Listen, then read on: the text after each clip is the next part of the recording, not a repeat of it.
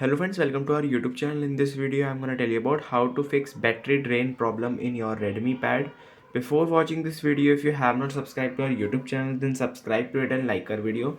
So let's start friends. First, you have to open your settings, click on apps. Here it is manage apps. Then you have to click on the app. There are lots of apps here and just click on any one of them and you will see the data usage. You have to click on it.